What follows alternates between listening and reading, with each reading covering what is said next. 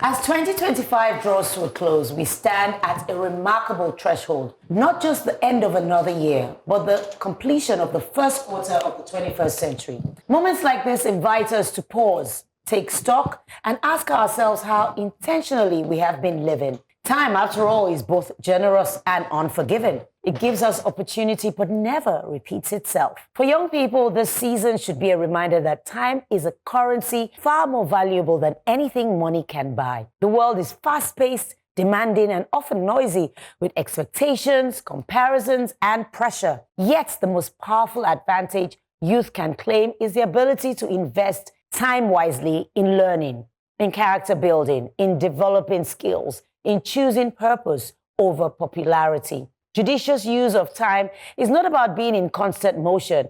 It's about being deliberate, choosing what truly matters and planting seeds that will bear fruit long after trends have faded. For the older ones, this moment carries a different but equally important call: live unapologetically, to shed the unnecessary weight of other people's opinions. I know I do. To stand fully in one's truth without fear, regret, or hesitation. With age comes clarity, and with clarity comes the freedom to embrace authenticity. It is never too late to rewrite your story, to rediscover joy, to pivot, to heal, or to shine in ways you once postponed. Whether young or old, the message is the same. Life is not a rehearsal. The importance of living with depth, intention, and authenticity cannot be overstated. As we step into the next chapter of this century, 2026, next year, may we honor our time, speak our truth, and live in a way that reflects who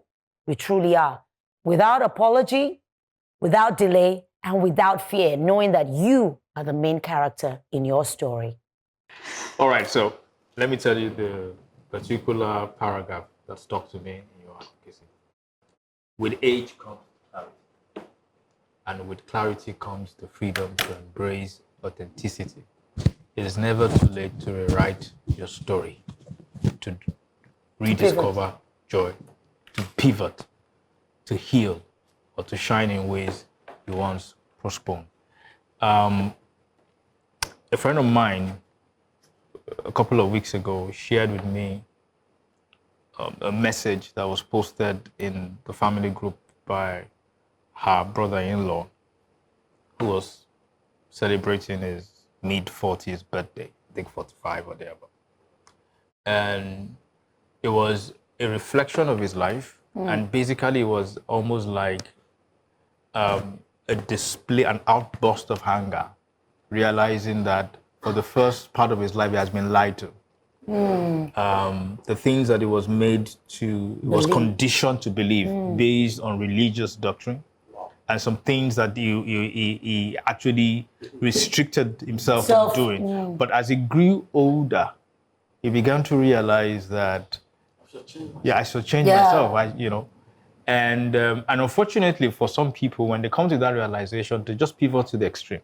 They don't moderate. It's possible. They're like, I've wasted this much time. I might as well just jump in the deep end. I had to then just give her advice to say, I know what's going on with him because I went through that same process when I became 40 to 50 and all that.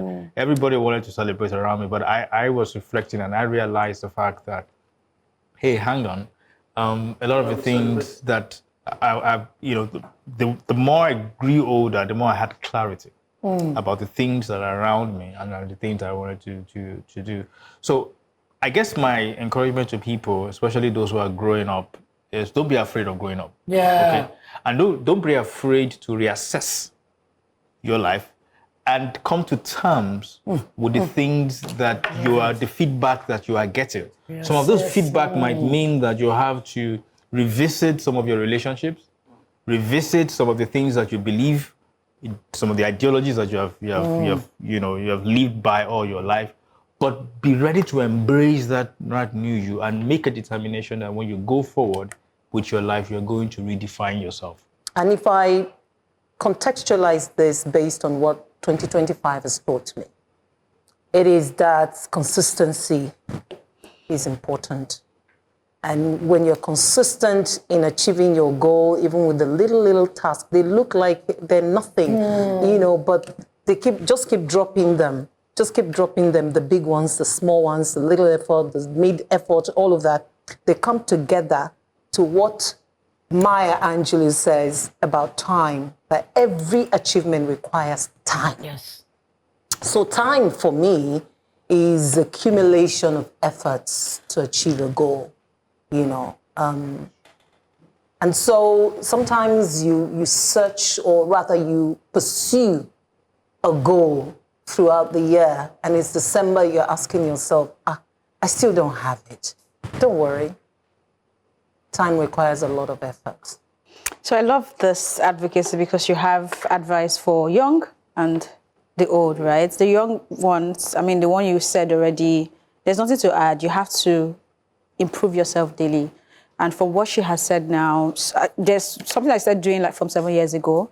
I'm not really, I mean, I love that there's Christmas holiday, there's the celebration, festivity, but I don't regulate my life or gauge my life based on what happened in 1 year. I understand that my life is a continuous journey. Nice one. It's not a 1 year. So if I don't achieve what you're saying now this year, I have to keep at it, consistency, and with time, those things will finally come to me at the right time, right? So that's just what I've been doing for the past 7 years, and I think my life has been better, right? Yeah. But the older ones, I just want to spotlight this, where you said to stand fully in one's truth without fear, regret, or hesitation. A lot has been said, a lot will still be said, but I want to use this as a medium to beg our leaders to introspect and think, because at the end of the day, they're not getting younger. Yeah. A senator stood up on the floor, I think this was yesterday or so, Audrey Zocalo, right? And he was speaking, even though you could say, okay, yes, it was not completely right. But when you look at the comment section, the comments was like, nobody was expecting anything great from you anyway, right? Yeah. So I think when you get to a certain age in life, you begin to think about your impact, what you're leaving behind, your legacy. Yeah. It doesn't even have to be on that scale. It could just be your family, your friends, those who interact with you daily.